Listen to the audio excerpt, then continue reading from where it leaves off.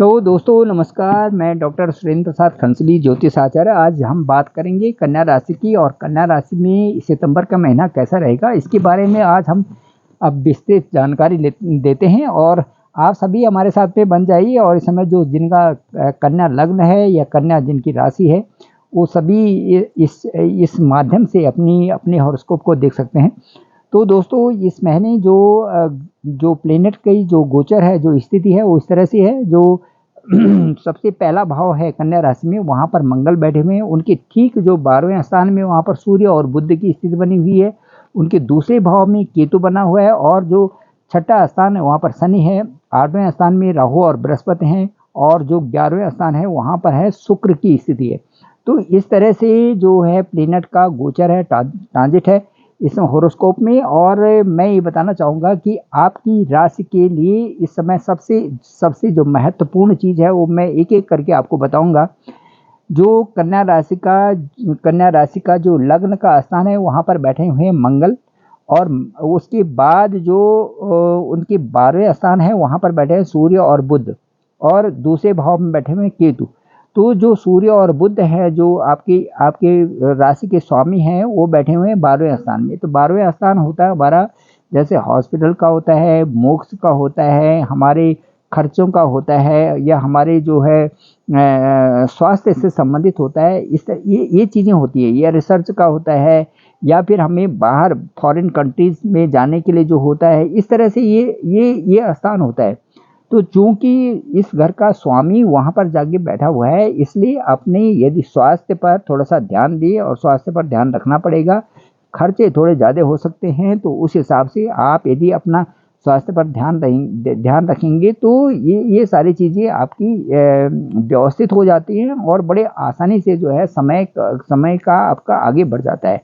तो इस समय ध्यान रखना ही पड़ेगा आपको अपनी सेहत का, और ये सत्र 18 सितंबर के बाद अच्छा हो जाएगा। ठीक है ना जी दोस्तों। अब मैं बताऊंगा आपका जो पंचम भाव है पढ़ाई का है या हायर स्टडीज़ का है, जो भी है वो है शनि का घर है वहाँ पे। और शनि महाराज बैठे हुए हैं छठे हाउस में, तो 6th हाउस में बैठे हुए हैं, और वहाँ से देख रहे हैं 12वें हाउस को देख रहे हैं। तो ये सपोर्टेड है, अच्छा है। परंतु जल्दीबाजी आप न करें, और अपना किसी भी तरह से आप डिस्टर्ब ना हो, उससे तो ज़्यादा अच्छा रहेगा। और किसी प्रकार से उसको डिसीजन को आप जल्दी न लें, उसको आराम से लें, क्योंकि शनि बकरी होने से होके पंचम का जो रिजल्ट देंगे, तो उसमें जो है थोड़ा सा इस तरह से उतावली न करें, और उसको आप अपने डिसीजन को बिल्कुल विवेकपूर्ण ढंग से लें तो ज़्यादा अच्छा रहेगा। ठीक है।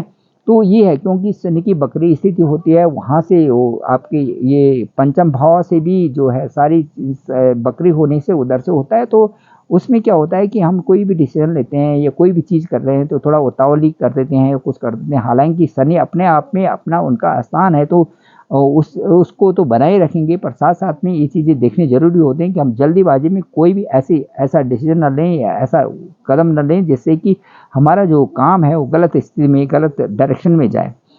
अब मैं प्रेम प्यार की बात करूं, जो लव रिलेशन में जो लोग हैं, तो मैं कहूँगा कि जो बुध है, इस समय बुध है बैठा हुआ है 12वें स्थान में, शनि छठे घर में है। तो एक्सपेक्टेशन अच्छे हैं, परंतु एक दूसरे पर शक न करें, जो अपने आपस में थोड़ा शक न करें, और खुद अपने को प्रॉब्लम में न जाएं, इससे प्रॉब्लम अपने आप को प्रॉब्लम में न डालें।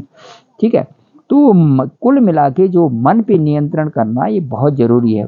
ये कन्या राशि के लिए मन पे आप नियंत्रण अपना बनाए रखें। ज़्यादा मतलब दूसरे से जो आपके साथ में रहता है कुछ है, उस पर ज़्यादा शक न करना या परेशान न होना, ये बहुत ज़रूरी है। ठीक है। तो उस पर नियंत्रण किया जा सकता है जब आप अपने आप को भी समझो कि देखो यार, मैं कैसा सोचता हूँ, दूसरे आदमी कैसा सोचता है, मेरे सोचने से दूसरे आदमी पे क्या प्रभाव पड़ेगा। तो ये सारी चीज़ें सोच करके वो चीज़ें अपने आप व्यवस्थित हो जाती हैं। अब मैं बताऊंगा आपको कि 7th हाउस है आपका, 7th हाउस का जो लॉर्ड है वो है जुपिटर, वो है बृहस्पति। और 7th हाउस में देवगुरु 8वें घर में जो आपको 8वें घर में बैठे हुए हैं देवगुरु बृहस्पति राहु के साथ में। ठीक है। तो मैरिड लाइफ पे आपको थोड़ा सा ध्यान देना होगा। ठीक है। जो सप्तम की, यदि सप्तम का जो कोई भी है वो 8वें स्थान में बैठा हुआ है, तो आपको उस समय ये ध्यान देना पड़ेगा कि जो ये लाइफ चल रही है ये ठीक चल रही है कि नहीं चल रही है, उस पर थोड़ा ध्यान देना पड़ेगा। जब तक गुरु चंडाल योग बना रहेगा कम से कम 30 अक्टूबर तक, तब तक तो एक दूसरे की परेशानी को समझना पड़ेगा। और 17 सितंबर के बाद और भी ज़्यादा ध्यान देने की आवश्यकता है। तो इसलिए जो है थोड़ा सा इस पे ध्यान देना चाहिए पड़ेगा, क्योंकि जैसे मैंने अभी कहा था कि 12वें स्थान है, 12वें स्थान है तो थोड़ा स्वास्थ्य पर ध्यान रखिए, बोला था ना मैंने। तो इसका कहने का मतलब है कि 12वां स्थान थोड़े जैसे 6, 8, 12 ये जो स्थान होते हैं ये थोड़ा सा ऐसे रिस्की स्थान भी कभी कभार बन जाते हैं। जैसे कि 12वां स्थान है तो स्वास्थ्य पर फर्क पड़ेगा, जैसे 8वां स्थान है तो आपकी जो जो घर गृहस्थी है उस पर फर्क पड़ेगा, आपकी पत्नी पे, आप पे फर्क पड़ेगा। एक दूसरे पर किसी प्रकार से भी जो है किसी तरह से भी जो है एक दूसरे को ढंग से नहीं समझना, वो चीज़ें सारी चीज़ें उसमें आ जाती हैं। तो इसलिए जो है ये है, और थोड़ा सा ध्यान से अपनी गृहस्थी चलाएं, मैरिड लाइफ पर अच्छा ध्यान दें तो तब ये बहुत अच्छा चल सकता है। तो ये कन्या राशि वालों के लिए इस समय। अब मैं बताऊंगा कि अगली जो स्थिति है, जो शुक्र की पोजीशन है, शुक्र की पोजीशन है वो लाभ स्थान में है, 11वें स्थान पे है। और भाग्य तो साथ देगा परंतु कुछ कन्फ्यूजन बना रहेगा, कुछ कन्फ्यूजन बना रहेगा। और क्योंकि बुध 12वें भाव में जो जो बुध हैं वो जो है 12वें भाव में बैठे हुए हैं, इसलिए इसलिए कह रहे हैं कि थोड़ा कन्फ्यूजन बना रहेगा और भाग्य साथ देगा, क्योंकि लाभ स्थान में फिर भी शुक्र हैं, लाभ स्थान में शुक्र हैं। तो शुक्र जो लाभ स्थान में भी हैं और आपके भाग्य के स्वामी भी हैं, तो आपका जो है भाग्य साथ देगा। अब मैं आगे आपके करियर की बात करूं तो करियर के जो लॉर्ड हैं वो हैं बुध, करियर की जो लॉर्ड हैं वो हैं बुध। अब बुध कहाँ पर हैं, ये मैं बुध की स्थिति को आपको बताना चाहूँगा कि बुध कहाँ पर हैं। तो ये हैं 12वें स्थान में, करियर के लॉर्ड बुध हैं और ये हैं 12वें स्थान में। तो आप एक काम का प्रेशर रहेगा और कामकाज को लेकर आप एक्टिव नहीं हो पा रहे हैं इस समय, क्योंकि 12वें घर में त्रिक भाव माने जाते हैं। 12वां घर जो त्रिक भाव माना जाता है, दुष्ट भाव माना जाता है, थोड़ा मन को जो है ये डाउन कर देता है। मन की स्थिति थोड़ा सा ऐसे हो जाती है, सोचने लायक हो जाती है, किसी काम को करने में करें ना करें इस तरह से हो जाता है। तो एनर्जेटिक रहें तो ज़्यादा अच्छा रहेगा, थोड़ा एनर्जेटिक आपको बनना पड़ेगा और आपको ये बनना पड़ेगा कि नहीं ये चीज़ें हो सकती है, तो अच्छा सा उसमें भाव रखें तो आपका काम हो सकता है।